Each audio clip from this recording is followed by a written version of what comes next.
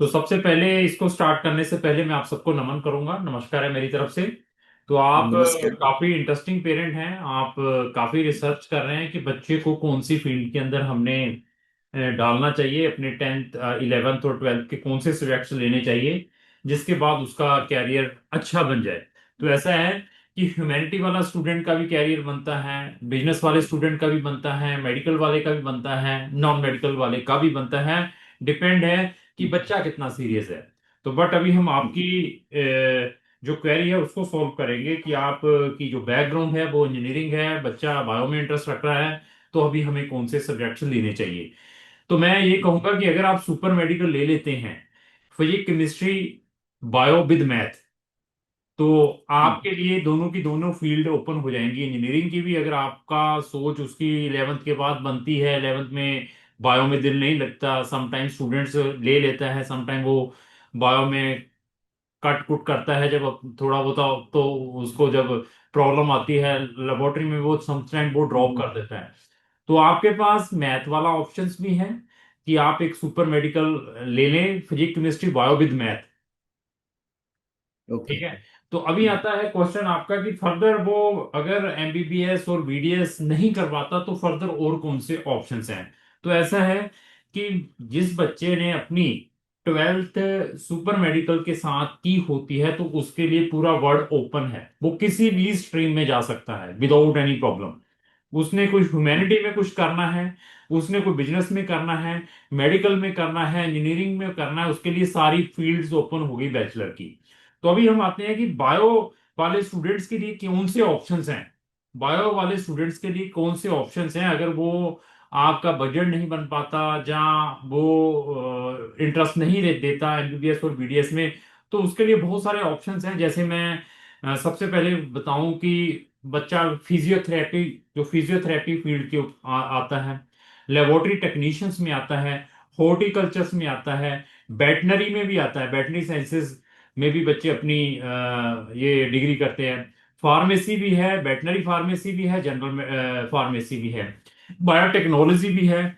ऐसे करके हमारे पास अप्रोक्स ये लेकर चलिए कि 25 से 30 फील्ड्स हैं जिसमें बच्चा मेडिकल वाला डिफरेंट डिफरेंट टाइप की बैचलर डिग्री कर सकता है। नर्सिंग भी हाईली डिमांडेड प्रोफेशन है एवरीवेयर। बट अभी अगेन डिपेंड है बच्चे के टेस्ट के ऊपर, बच्चे की एकेडमिक बैकग्राउंड के ऊपर कि परसेंटेज कितने हैं उसके बायो में, वो भी हमें चेक करना पड़ता है अगर आप कुछ स्पेसिफिक यूनिवर्सिटीज में जाना चाहते हैं। ये सब चीजों को एनालाइज करने के बाद हम पेरेंट्स को सुजेस्ट करते हैं। अभी आप कहें कि मेरा बजट ही बहुत कम है, तो करनी भी एमबीबीएस है, तो हमें फिर देखना पड़ता है कि आपके लिए कौन सी अच्छी कंट्री रहेगी। तो अभी मैं दो चार हम्म। क्वेश्चन पूछूंगा। सबसे पहले ये बताइए कि बच्चे का स्टेटस क्या है फ्रांस के अंदर। वो तो इंडियन पासपोर्ट होल्डर ही है अभी तो। अच्छा। तो उसका मतलब अभी कोई ऐसे फ्रेंच सिस्टम में वो फुल्ली एडमिनिस्ट्रेटिव इंटीग्रेटेड नहीं है। अच्छा बट अच्छा। ओवर द वो स्टडी करता जाएगा तो वो इंटीग्रेट होता जाएगा, लेकिन अभी क्या वो मेरा डिपेंडेंट है तो उसकी वजह से वो इंडियन पासपोर्ट होल्डर ही है ठीक और है। एक स्पेशल रेसिडेंट परमिट के अंदर तो है वो। आप दूसरा क्वेश्चन आता है कि at the time of 12th बाइदर वो इंडिया में होगा या फ्रांस में ही होगा। फ्रांस में ही होगा वो उस फ्रांस में वक्त पे। होगा। तो मैं दूसरा हाँ। क्वेश्चन ये पूछना चाहूंगा कि अगर आप फ्रांस में हैं तो क्या आपने मेडिसिन की जो स्टडी की रिसर्च की है कि अगर बच्चे ने फ्रांस में मेडिसिन वाले प्रोग्राम में एडमिशन लेना है तो what is the procedure there, you have some knowledge. Yes, वो हमने चेक किया, हाँ, दो चेक हफ्ते किया। तो पहले ही देखिए, चेक किया। मैं पब्लिक हाँ। को भी ये जो आपने चेक किया है बताना चाहता हूँ, क्योंकि हम्म। लोग मुझे इजीली कहते सर मैंने एमबीबीएस फ्रांस से करनी है, सर मैंने एमबीबीएस हम्म। जर्मनी से करनी है, मैंने स्विट्जरलैंड से करनी है, सर मैं लग्जमबर्ग में एमबीबीएस करना चाहता हूँ। तो I am very expertise, we have very good knowledge about the medicine programme apart from medicine all of the Schengen countries, वहां पर एडमिशन क्राइटेरिया क्या है। तो थोड़ा सा हम्म। मैं आपसे जरूर पूछूंगा, आपके 2 4 5 मिनट लूंगा। तो can you tell me the procedure कि अगर किसी बच्चे ने फ्रांस से एमबीबीएस करनी है तो उसके लिए तो सबसे पहले मेन रिक्वायरमेंट है कि आपके पास French language at least C1 level या B2 लेवल। एग्जैक्टली, जो B1 लेवल तक का उसमें चाहिए। अच्छा। और उसके अलावा जो पढ़ाई है वो पूरी फ्रेंच में है। उसमें वेरी गुड। इंग्लिश के बहुत ही कम सब्जेक्ट आते हैं जो थर्ड या फोर्थ ईयर के बाद ही इंट्रोड्यूस होते हैं। ठीक है। और उसमें ऐसा है कि एडमिशन फर्स्ट ईयर में सब लोगों को वो दे देते हैं। ठीक मतलब है। उनका जो सिलेक्शन का क्राइटेरिया में जो भी सेट हो जाते हैं उनको फर्स्ट ईयर में एडमिशन दे देते हैं, but at the end of first year उसमें कॉम्पिटिटिव एग्जाम होता है। और उसके बाद अगर उसमें जो अच्छा परफॉर्म कर पाए, मतलब कि मान लीजिए टॉप 50 जो है उनको ही वो मेडिकल में एडमिशन लेते हैं। बाकी लोगों के लिए क्या है कि सेकंड टाइम वो एग्जाम दे सकते हैं, बट वो लास्ट है, सेकंड टाइम मतलब 2 बारी अच्छा, ऑप्शन मिलता है। मतलब ट्वाइस हाँ। इन्हें बच्चा सिर्फ 2 बार एग्जाम दे सकता है, जो करीम बच्चे हैं उनको फिर मेडिसिन में ले लेते हैं। तो मैं हाँ बस उसके। ये भी हाँ। पूछूंगा कि उस ये एडमिशन जिन सब बच्चों को देते हैं उन्होंने कोई उसकी कोई क्राइटेरिया फिक्स किया है कि बच्चे के जो परसेंटेज है, ग्रेड है, ये वाले होने चाहिए? ऐसा नहीं है कि बच्चा पास वाला है, एक के ग्रेड अच्छे हैं, उसके 5 आउट ऑफ 4.5 हैं, वो उसके बारे में कुछ आइडिया आपको कि बच्चे के 80% होने चाहिए, 90% होने चाहिए, या कुछ ऐसा? वो मैंने पूछने की कोशिश की, लेकिन वो जो सेमिनार था उसमें वो इन्फॉर्मेशन सही तरीके से नहीं मिल पाई मुझे। ठीक ठीक बट ठीक। उसमें इतना पता चला कि उसमें क्या है कि मार्क्स तो है एक, लेकिन उसके अलावा मोटिवेशन लेटर भी कैसा है आपका, तो थोड़ा उसमें अगर लास्ट 5% में है तो थोड़ा जंप करने का चांस मिलता है, उतना चलो मुझे मैसेज मिला। चलो, एनी हो बट तो वो अभी एग्जैक्टली कट ऑफ। अभी अभी ठीक, अभी आप क्या अपने बच्चों को, बच्चे की जो फर्दर बैचलर डिग्री है, यूरोप से ही करवाना चाहते हैं? हाँ, विद इन यूरोप ही करवाना चाहते यूरोप में? हैं। तो आप मुझे हाँ। कुछ बजट बताएंगे पर ईयर, क्या बजट है? तो thereafter we will strongly recommend some things कि आपका ईयरली बजट क्या है मेडिसिन डिग्री के बट लिए या किसी भी डिग्री को मुझे आप। हम्म, मुझे ये पता नहीं है, इसलिए मैं आपको बहुत प्रिसाइज नहीं बता पाऊंगा, क्योंकि जैसे मैं यहाँ गया था ना, यहाँ पे एक एक्स मार्से यूनिवर्सिटी में जो उनका एक ओपन सेमिनार था उसमें, तो उसमें उनका ये कहना था कि अराउंड 8,000 यूरो फी है, प्लस जो रहने का अलग सब रहता है एक्स्ट्रा, तो 10,000 यूरो के आसपास 10 से 12 में पहुंचती है वो। ये गवर्नमेंट यूनिवर्सिटी है या प्राइवेट? गवर्नमेंट है, ये गवर्नमेंट, देखो गवर्नमेंट है। गवर्नमेंट हाँ। यूनिवर्सिटी भी वहां पर पैसा ले रही है जो नॉन यूरोपियन के लिए। अभी देखिए, कुछ हाँ। मेरे पास ऐसा है कि मेरे पास जो बच्चे यूरोप में हैं ऑलरेडी, जैसे आप एक पेरेंट हैं, ऐसे बहुत सारे एशियंस हैं यूरोप के अंदर, इवन हम्म। लोकल सिटीजन्स भी, they are approaching me. Hmm. Indian है, पाकिस्तानी है, नेपाली है, बांग्लादेशी है, इवन वहां के लोग, रशियन भी, they are approaching after hmm. Watching my video. लोग सजेस्ट हम्म। करते हैं कि they this company is very competent for medicine admission as well as for another admissions.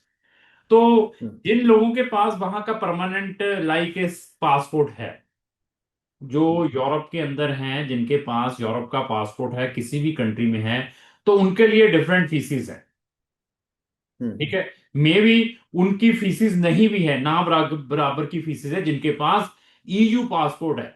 मतलब वो कहीं का भी है, उसके पास ईयू पासपोर्ट है, तो उनको बहुत सारी कंट्री में फ्री भी मिल सकता है। तो जिनके पास वहां पर रेजिडेंसी परमिट है, चाहे वो लॉन्ग टर्म रेजिडेंसी है, चाहे वो आप पीआर बताएं, तो उनके लिए वो ही फीसें लगेंगी जो एक इंटरनेशनल स्टूडेंट्स को लगती है मेडिसिन प्रोग्राम के लिए। But hmm. कुछ कंट्रीज में अगर आपके पास यूरोप की परमानेंट रेजिडेंसी है, apart from medicine programme, another programme में आपको कुछ ना कुछ कंसेशन मिल सकता है। अभी मेरा हम्म। जो आपको सुजेशन है, जहां मैं आपको सबसे पहले ये बताऊं कि रेंजेस ऑफ फीसिस क्या है शेंगन के अंदर, वो लास्ट ईयर की जो भी लास्ट क्लोज होया है, उसमें 6,000 यूरो मिनिमम से स्टार्ट होकर 16,000 यूरो तक की है। 6,000 भी है, हम्म। 8,000 भी है, 9,000 भी है, 10 भी है, 11,500 भी है, 12 भी है। मतलब 6,000 से लेकर 16,000 यूरो तक की है, डिपेंड ऑन कंट्री। और मेरे पास ऐसी हम्म। कंट्रीज भी हैं जहां पर आपका बच्चा जो अपनी मेडिसिन की स्टडी फ्रेंच लैंग्वेज में भी कर सकता है। क्योंकि मेरे पास ऐसे भी स्टूडेंट्स हैं जो फ्रांस में ऑलरेडी हैं, वहां के लोकल हम्म। सिटीजन्स, जिनके पास फ्रांस की एजुकेशन है, फ्रांस के स्कूलिंग में ही उन्होंने कंप्लीट किया है, इवन वो फ्रांस के ही सिटीजन्स हैं। उनको समटाइम जब एडमिशन्स नहीं मिलता, तो वो भी हमें अप्रोच करते हैं। वो भी अपनी जो मेडिसिन की डिग्री फ्रेंच लैंग्वेज में भी करते हैं, इंग्लिश में भी करते हैं। हम्म। तो अभी डिपेंड मैं आपके ऊपर है, आपने इंग्लिश में करनी हाँ। है, फ्रेंच में करनी है, it is depend on you और आपके बजट के ऊपर। हम्म। नहीं, वो मैं थोड़ा उसमें शॉर्ट कर लूंगा कि उसमें क्या है कि मुझे पता है फ्रेंच का कैसा है। ठीक है। क्योंकि एक बार अगर फ्रेंच में पढ़ लिया तो मतलब कि आप उसमें कंटेमिनेट हो जाते हैं विद इन फ्रांस।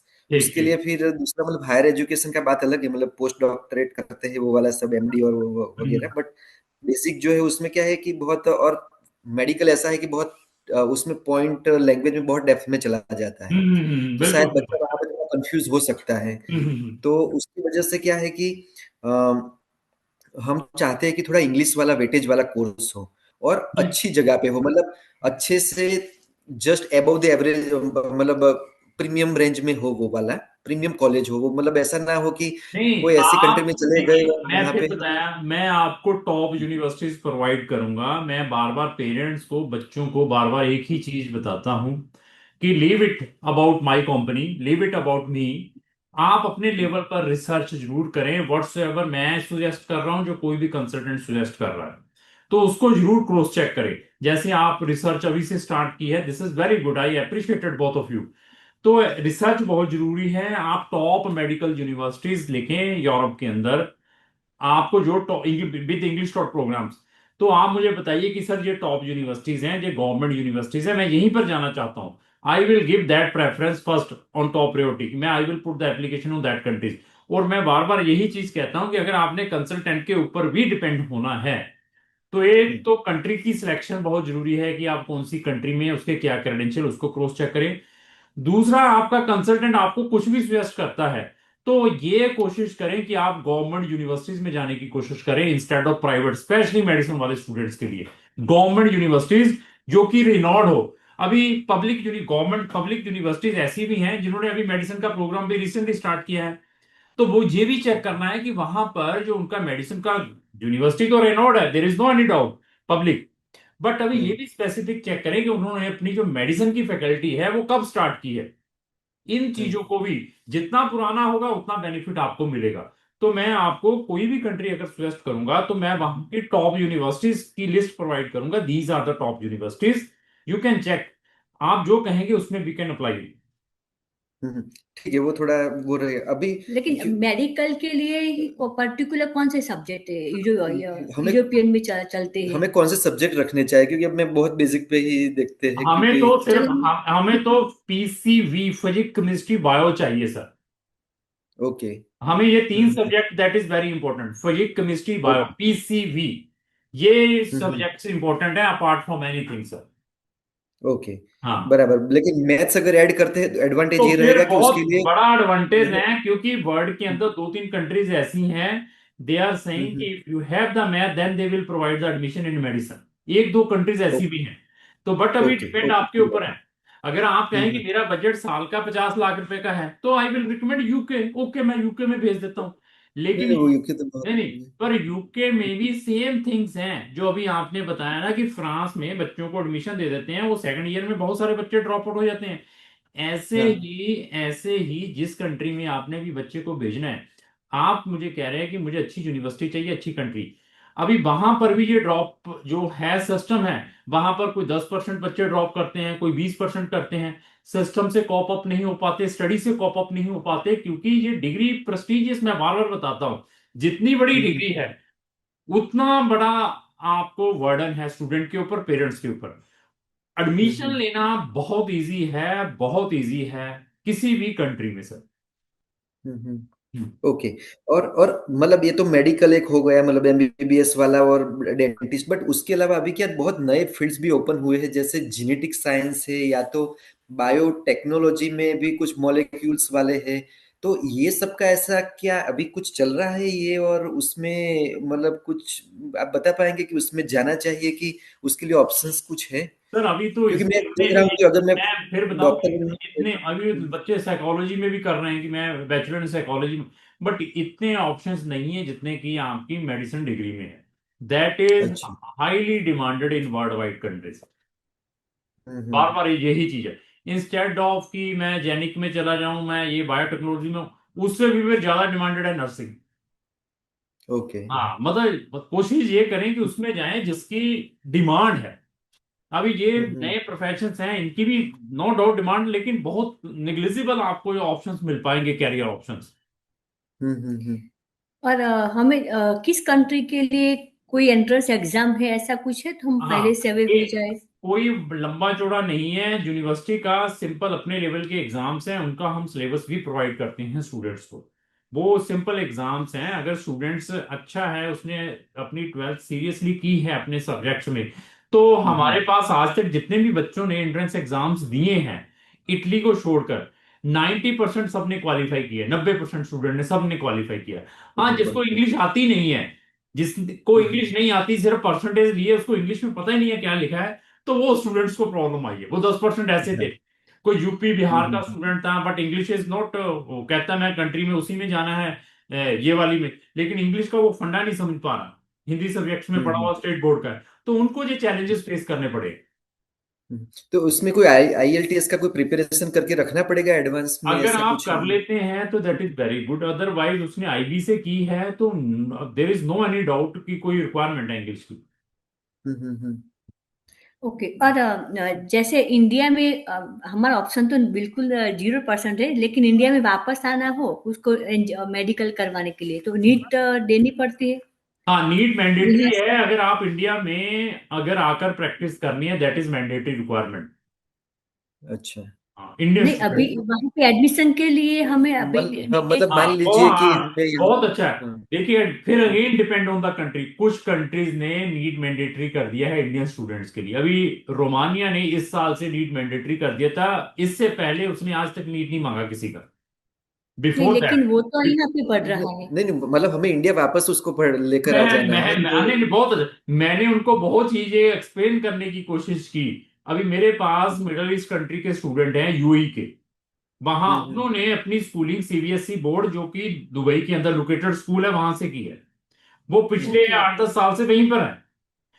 अभी ओके उसने मुझे अप्रूव, अभी क्योंकि इन्होंने रिसेंटली ये लॉन्च किया है, तो हमने यूनिवर्सिटीज को डाला, 3 यूनिवर्सिटी में उस बच्चे का, तो तीनों के तीनों मतलब रिजेक्ट रहे कि हमें नीट चाहिए चाहिए। मैंने उनको बहुत एक्सप्लेन करने की कोशिश की कि बच्चा ऑलरेडी यूए के अंदर है, वहां पिछले 6-7 साल से, तो वहां पर उसने तो कुछ करना ही नहीं है, उसने स्कूलिंग भी वहां से की है। वो कहते कि ठीक है, इंडियन है ये, वहां के सीबीएसई बोर्ड से पढ़ा है, हमें चाहिए, हमें चाहिए। तो उस बच्चे का हम नहीं करवा पाए रोमानिया के अंदर, लेकिन हमने उनको अनदर कंट्रीज में, जैसे चेक रिपब्लिक में भेज दिया, हंगरी में डाल दिया, तो वहां पर दे आर एक्सेप्टिंग इट। मतलब again depend on country to country, कौन सी कंट्री में आप अपना ओके। एडमिशन डाल रहे हो। और अगर इंडिया में वापस आ गया तो उसको इंडिया में मान लीजिए कि कहीं पे करना है एमबीबीएस, तो तो कब करे, उसमें भी नेट में। नीट करके जाए, नीट करके जाए, फिर इंडिया में नहीं आ पाएगा वो। तो हाँ, मैं फिर भी क्योंकि कहूंगा कि नीट का अगर अपेयर करवाना तो करवा दीजिए, उसके वर्ल्ड वाइड कंट्रीज में सेंटर बनते हैं नीट के भी। ओके। हाँ, तो यू अच्छा, कैन। क्योंकि इंजीनियरिंग का है, इंजीनियरिंग की एग्जाम्स यहाँ पे होती है, इंडिया की इंजीनियरिंग की एग्जाम यहाँ पे शायद जर्मनी में वो लोग लेते हैं उसका, जो है ना, जे डबल ई यही में। जेडब्ल्यू हाँ का मेन यही का यही यहाँ पे सेंटर रहता है, तो जैसे नीट ऐसे का ही भी। आप नीट के एग्जामिनेशन सेंटर का चेक कर लीजिए, क्योंकि मिडिल ईस्ट फॉरेन में आई थिंक तो 50 जगह पर इसके सेंटर बनते हैं। तो यू कैन चेक इट, अगर होगा तो you okay. Can appear your students there. तो मैं एक साथ में और हाँ, स्ट्रॉन्गली क्योंकि रिकमेंड करूंगा कि अपने बच्चे को आईमेट एग्जाम में भी जरूर अपेयर करवाएं। ओके। और इसके लिए एडमिशन प्रोसेस में 10th 11th 12th के मार्क काउंटिंग होते हैं या 12th के ही करते हैं? देखो, 12th को ज्यादा इंफेसाइज करते हैं वो, मेन 12th को। कुछ यूनिवर्सिटीज कुछ यूनिवर्सिटीज वहां पर, एक यूनिवर्सिटी ऐसी है, वो 9th को भी, 10th को भी, 11th को, 12th को भी काउंट करता है। तो maximum universities they are only considering that, मतलब 80% universities considering only 12th marks. Okay. और कुछ एक्स्ट्रा एक्टिविटी चाहिए इसके लिए? कुछ नहीं चाहिए। ओके। और आप तो करवाते हैं, तो आप थोड़ा सा वो गाइड कर के कौन सी कंट्री थोड़ा सा अच्छी है तो हम अभी से थोड़ा सा उसको प्रिपेयर मैंने करवाए। इसलिए बताया कि अगर आपका बजट 16,000 14,000 का है, चेक रिपब्लिक की ओर तवज्जो कर लें। ग्रीस में भी आपको मिल सकती है, पर ग्रीस को तो नहीं, मैं चेक रिपब्लिक, हंगरी जैसी कंट्रीज को ज्यादा रिकमेंड करता हूँ। उसके बाद फिर मैं आ जाता हूँ यही रोमानिया, बुल्गारिया। ओके। फिर बाकियों में अच्छा। फिर इतना नहीं है। पोलैंड का सिचुएशन खराब है, वहां नहीं नहीं, पर पोलैंड में दे आर बिल्कुल। Making a lot of problem. Visa extension में प्रॉब्लम है, वीजा में भी प्रॉब्लम है, student will face A hmm. Lot of problems. नहीं नहीं, क्योंकि मेरा क्या है, कैसा है कि अगर वो यहाँ पे ये करता है मेडिकल, तो फिर वो सिस्टम में इंटीग्रेट भी हो जाना चाहिए, उसको फिर वापस इंडिया नहीं आना है, तो वो फ्यूचर के लिए भी, तो उसके लिए मतलब चेक रिपब्लिक एक अच्छा ऑप्शन हो सकता है। हाँ, हो सकता और इस है चेक ऐसा, रिपब्लिक हो में नहीं सकता है ऐसा। एमबीबीएस हाँ जी। एमबीबीएस करा तो वो जैसे फ्रांस में उसको प्रैक्टिस करनी होगी तो फ्रांस का कुछ एग्जाम देना पड़ेगा फिर उसको? नहीं, एक वहां का अगर किसको लाइसेंस है तो सिर्फ लैंग्वेज की रिक्वायरमेंट है फ्रांस की। ओके। ओके। ओके। हाँ बराबर, तो लाइसेंस है और फिर फ्रेंच का अगर लैंग्वेज है तो वो तो फ्रांस वो में ही आ कैन सकता है डायरेक्टली वापस। Practice as a doctor in France. Hmm, बराबर। और मतलब इंग्लिश वाले कोर्स मिल जाते हैं ना मेडिकल में अगर हंड्रेड जाना है परसेंट तो? सर, 100%। मैं इंग्लिश वालों में ही भेजता हूँ। कोई ऐसा नहीं है कि ओके। किसी कंट्री में मैं आपको उन स्पेसिफिक लैंग्वेज में भेजूं। हाँ, बच्चा आ जाता है कि सर मैंने तो उनकी लैंग्वेज में ही करना है, तो फिर हम वहां पर प्रिपेटरी प्रोग्राम लगाते हैं। तो उसमें वो प्रिपेटरी प्रोग्राम में वो लैंग्वेज सिखाते हैं, उसके बाद जो आपकी एमबीबीएस उसी लैंग्वेज में स्टार्ट होती है। बट वो बहुत ही 100 में से एक दो बच्चे आते हैं ऐसे भी। ओके। बराबर। इटली में क्या इश्यू है, जो इटली में आप बोल रहे हैं ना कि थोड़ा सा इटली में इश्यू है वो एग्जाम का? आई मेट एग्जाम हाँ, वो टफ रहती है। बहुत टफ रहती है, क्योंकि सीट्स कम है और वर्ल्ड लेवल का कंपटीशन है। अच्छा, हाँ, वो इटली थोड़ा सा वो फेमस भी है, तो ओके।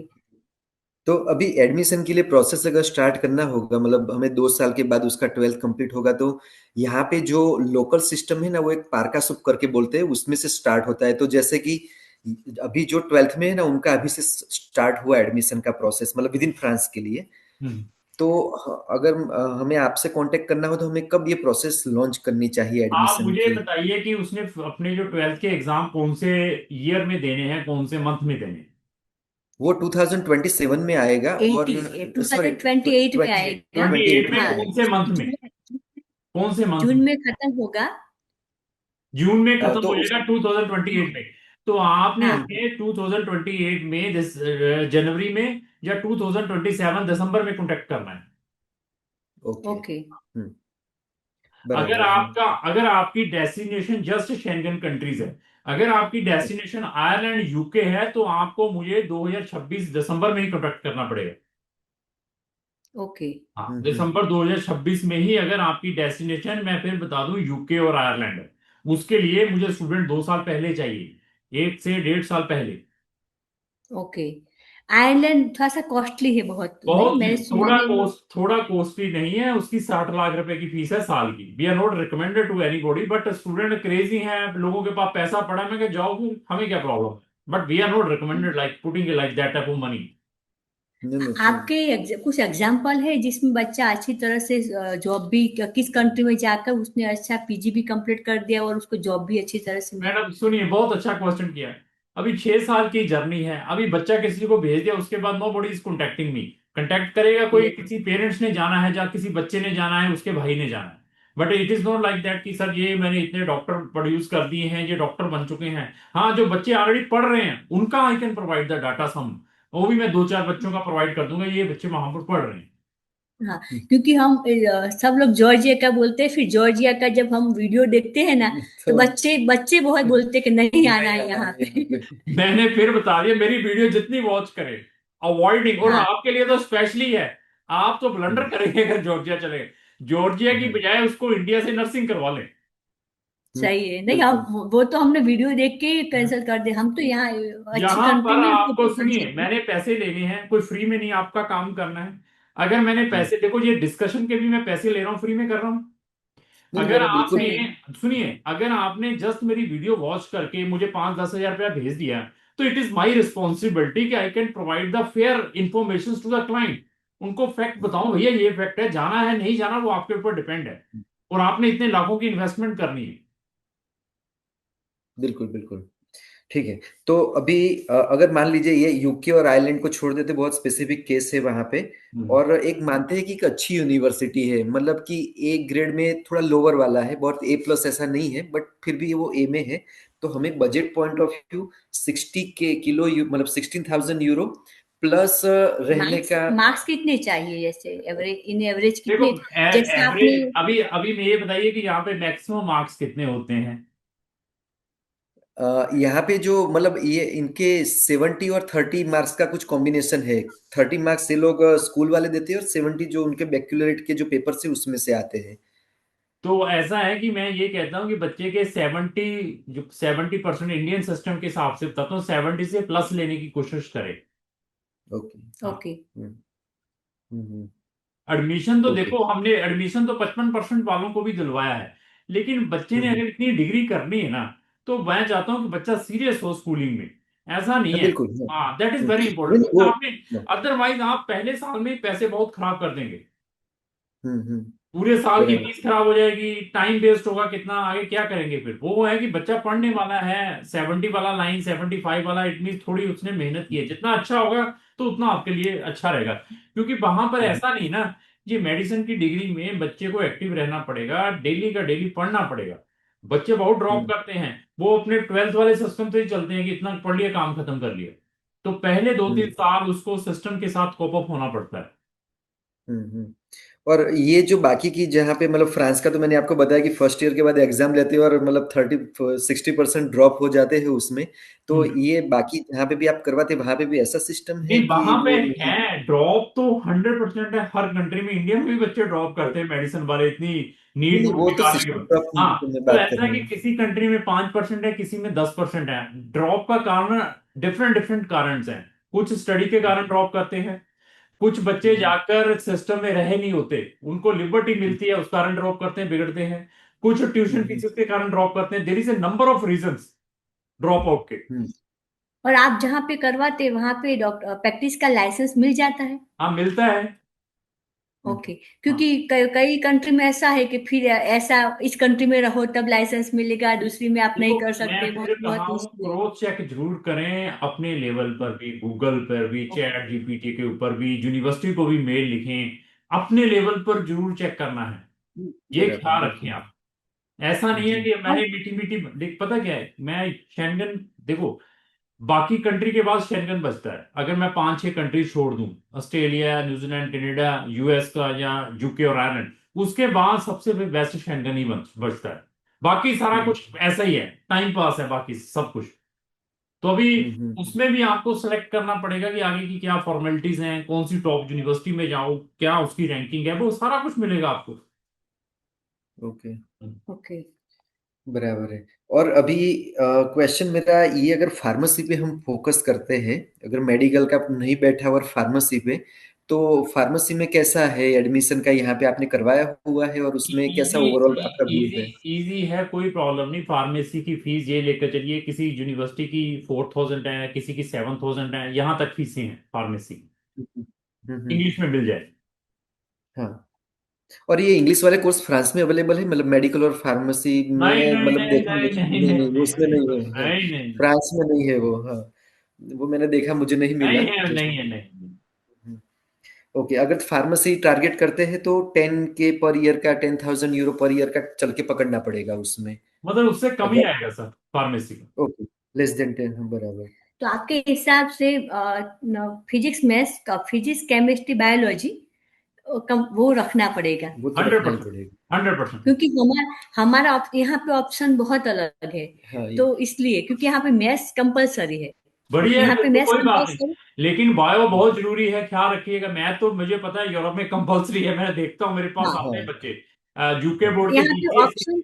जीसीएसई चलो बोर्ड के, आईबी वाले आते हैं, ए लेवल वाले आते हैं। तो हाँ, तो या बायोलॉजी मैथ्स कंपलसरी है, और यहाँ पे केमिस्ट्री और फिजिक्स का सब अल्टरनेट रहता है। ऑप्शन ले सकते हैं, मतलब आप फिजिक्स को छोड़ भी सकते हैं या केमिस्ट्री को छोड़ भी सकते हैं, ऐसा भी ऑप्शन है। तो देखो, अभी तक तो जितने भी बच्चे हाँ। हमने भेजे हैं, पीसीबी, फिजिक्स, केमिस्ट्री, बायो वाले। ओके। ओके। बराबर।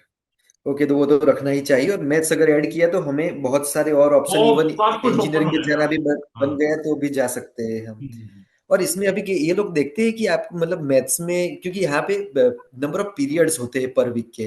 कभी बोलते हैं आप मतलब 3 वीक्स पर, 3 पीरियड पर वीक ले सकते हैं मैथ्स में, या तो 5 भी ले सकते हैं। हम्म। और बहुत ही मैथ्स वाला कोई है तो एडवांस मैथमेटिक्स भी ले सकता है। तो उसमें कोई ऐसा देखता नहीं है ना कि आपने 3 पी लिया या 5 पी लिया, ऐसा ऐसा कोई? कुछ नहीं है, मैथ में कोई इतना नहीं है, लेकिन पास होना जरूरी है। कई बारी क्या हाँ, होता है कि बिल्कुल। हमारे पास एडिशनल सब्जेक्ट, अभी मैं आपको और एग्जांपल्स देता हूँ।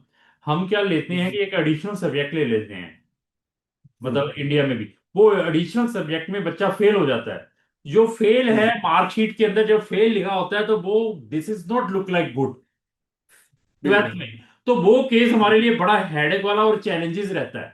मतलब वो पास हम्म, होना चाहिए, वो 50% से क्यों ना पास हो, बट हम्म। फेल, मतलब word should not be in the marksheet. That is very oh, important. Okay. बिल्कुल।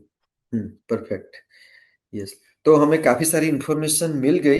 बेसिकली मुझे सब्जेक्ट सिलेक्शन पे आपका हेल्प चाहिए था, वो आपने बहुत अच्छी तरीके से क्लियर कर दिया। और आपने मुझे प्राइस रेंज बताया कि अगर बहुत ही मतलब A++ यूनिवर्सिटी में नहीं जाते और अगर एक 16,000। अच्छी यूनिवर्सिटी टारगेट करते हैं तो 16K पर ईयर का टारगेट करना है हमें, और प्लस खाने का और वो जो वो वगैरह अलग है। एक्स्ट्रा रहता है हाँ वो अलग रहता है उसमें। बराबर है। और गवर्नमेंट और पब्लिक यूनिवर्सिटी बेस्ट रहती है, वो ही टारगेट करनी चाहिए। हाँ ठीक है। बराबर। और एक नीट वाला हम देख लेते हैं यहाँ हाँ, पे, नीट अगर का भी हम देख लीजिए, देख आईमेट का भी ताकि। आपने फॉर्म भरना है, कुछ भरना है तो you can take our assistance, there is no any problem. अगर आपने नीट भी भरना है, आईमेट का फॉर्म भी भरना है, हम एक फीस में हम्म। आपके मल्टी वर्क करके देंगे। हाँ बिल्कुल बिल्कुल। ओके। तो बहुत बढ़िया लगा क्योंकि सर हमारा आपसे। हाँ, बहुत बढ़िया हाँ, लगा आपसे बात करके। मैं यही कहूंगा कि सब पेरेंट्स को ऐसे रिसर्च करनी चाहिए, उसके बाद कंसल्टेंट को हायर करना चाहिए। हम्म, तो ठीक है जी। मैं हम मदद तो आपके लेने वाले हैं। हाँ हाँ, कोई, आपने बोला। क्योंकि मैं आपने भी बताया आपने मैं ये संविधान का। चीज का प्रेज करता हूँ कि आपने एडिस कंसल्टेंट तो कोई ढूंढ लिया बढ़िया, कोई मोटिवेटेड वाला तो नहीं ढूंढा कि जॉर्जिया भेजेंगे, अभी रशिया भेजेंगे, नहीं नहीं, ये कजाकिस्तान तो एक भेजेंगे। हमारे कलीग बोल रहे थे कि उनको उसके भतीजी भताजी ने निशिस को उसने जॉर्जिया भेजा है। तो हाँ, मैंने सर्च किया फिर, तो इसलिए मैंने बोला आपको, हम तो नहीं भेजने वाले, हम थोड़ा सा रिसर्च अप लेवल पर ही कर रहे हैं। बहुत अच्छा रिसर्च है। थैंक यू जी, बहुत बढ़िया, धन्यवाद। तो ठीक है। Thank you. आप अगर धन्यवाद। आप मतलब एक ही लास्ट क्वेश्चन है, और मतलब हाँ हाँ, बोलिए कंपलसरी नहीं बोलिए। है, अगर आपको यूनिवर्सिटी के नाम बता पाए बाद में, मतलब आपके आप मुझे लिखकर भेज दीजिए universities, I will send the list of that university. हमारे सेम पर्सन को भेजिए कि मुझे इस कंट्री में जाना है, यूनिवर्सिटी की लिस्ट प्रोवाइड कर दियो, we will send it in a few minutes. Okay okay. Okay thank you. Okay. Thank you. Thank you. Thank thank you you, for your time. Thank you. नमस्ते। नमस्ते। नमस्ते जी। Bye bye bye. Bye. Bye bye.